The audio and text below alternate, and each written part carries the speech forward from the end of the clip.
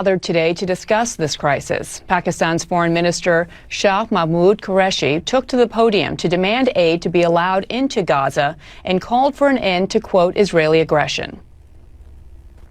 A just solution for Palestine is imperative for the maintenance of regional and global peace and security. Clearly, the onus for restoring peace rests on Israel. And the Pakistani Foreign Minister joins me now from New York. Mr. Minister, thank you so much for joining us. It has been a very busy day. From your end, do you hear any talks about a possible ceasefire coming anytime soon? I am convinced a tide is turning. I am convinced the public pressure, the pressure of public opinion is mounting, and ceasefire is inevitable. Israel is losing out. They're losing the media war despite their connections. They are losing the media war. The tide is turning. What are their connections? Deep pockets. What does that mean? Well, they're very influential people. I mean, they control media. I would call that an anti-Semitic remark. Well, you see, the point is they have a lot of influence. And they get a lot of coverage. Now, what has balanced that is the citizen journalist who has been reporting, sharing video clips, and that has jolted people, and that has woken up people, and people who are sitting on the fence are today speaking up. Do you see how in different capitals of the world, in London, in Madrid, in Michigan, Chicago, every place, from Sydney to the European capitals, people have come out and saying, put an end to this insanity. They're calling for an immediate ceasefire. Now, the Security Council has failed in forging a joint statement and coming out with a joint statement and forging a consensus. The General Assembly today is giving a clear message to the Security Council. It is your prime responsibility to ensure peace and security. Please live up to the UN Charter. But, Mr. Ambassador, can we not separate the fact that there are calls for peace and for equal human rights for both sides, for Palestinians and for Israelis, without anti-Semitic talk and rhetoric? And we are seeing an increase in anti-Semitism throughout the world. Many of these protests are showing signs and images of anti-Semitism as well. Shouldn't you be condemning that? I will not justify any rocket attacks. And I cannot justify and I cannot condone the aerial bombardment that is taking place. But what about anti-Semitism? And what about Hamas's role in stopping the rockets?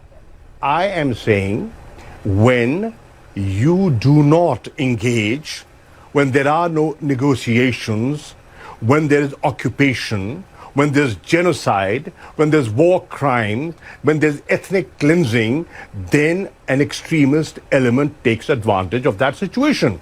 Avoid it. How do you avoid it? You avoid it by pursuing a two-state solution, by adhering to the Security Council resolutions, respecting them, implementing them, fulfilling the promises that have been made and have been often broken.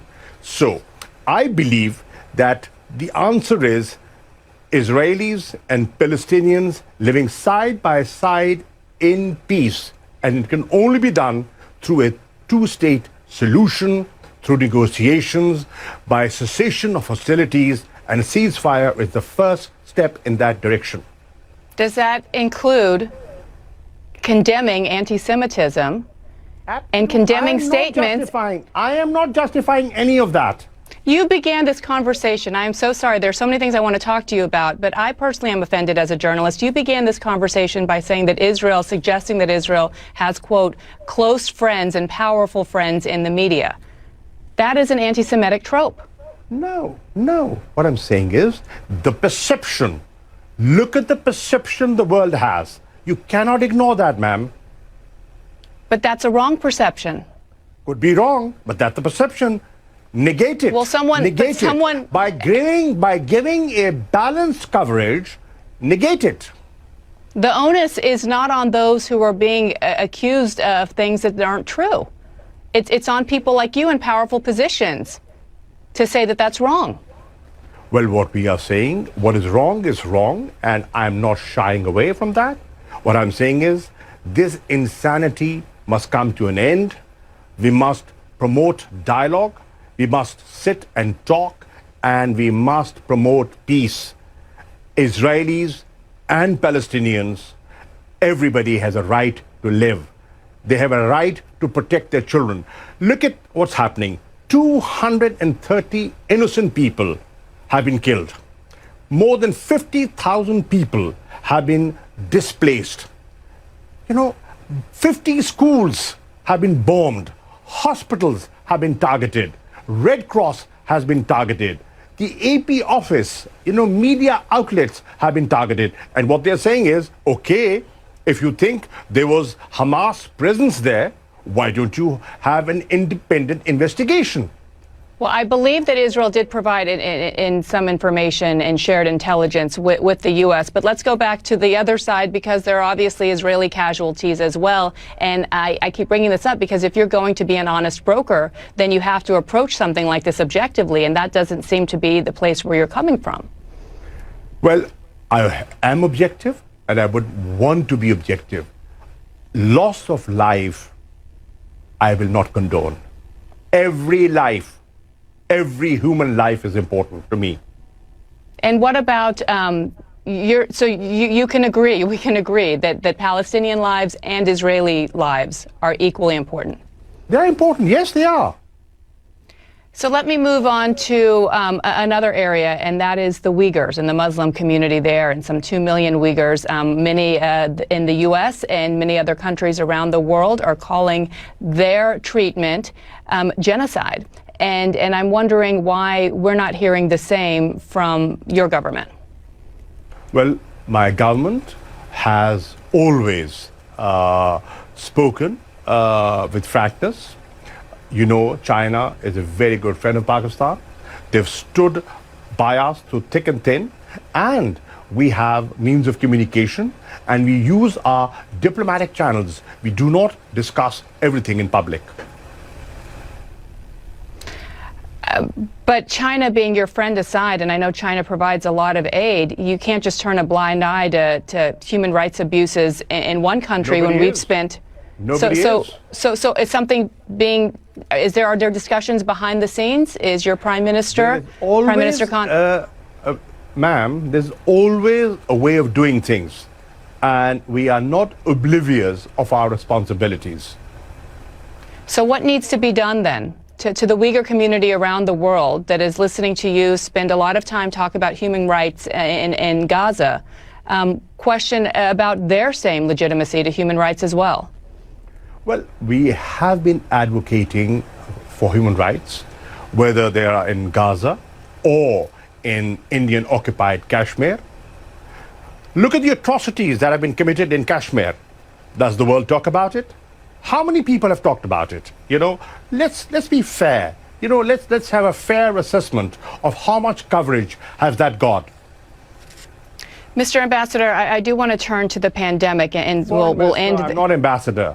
I'm sorry, Mr. Foreign Minister. Let me turn to the pandemic and ask about the latest wave that we've seen in your country, in Pakistan. We've seen an increased number of cases there and deaths. What is being done? How alarming is that? And what does your country need to help in this fight?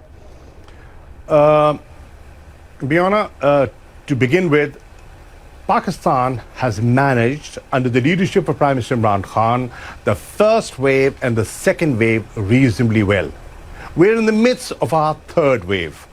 Now, if we draw a comparison of the situation in Pakistan and next door, look at the situation on the, what our eastern neighbors facing, there's a huge difference. There are over 4,000 casualties on a daily basis. There's no winner. I'm not pitting you against India. I'm saying that every loss of life is a tragedy. Absolutely, it's a tragedy, and we are sympathetic, and we offered help. You know, I offered help. We said, listen, these are human lives, we're in the same region, we are willing to help.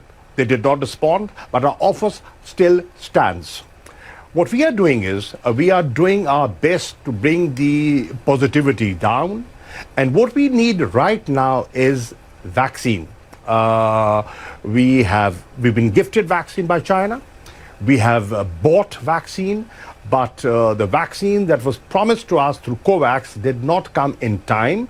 And what we need is inoculations to protect our people, the marginalized people, you know, the paramedics, the doctors, you know, the people who are on the front line. So that process is going on. The numbers are increasing, but we need help. Mr. Foreign Minister, thank you so much for your time. I would just ask you personally to please avoid using anti-Semitic tropes that you used at the beginning of our conversation. I think they are very... I have never been anti-Semitic, and I never will be. Okay. We'll leave it there. Thank you so much.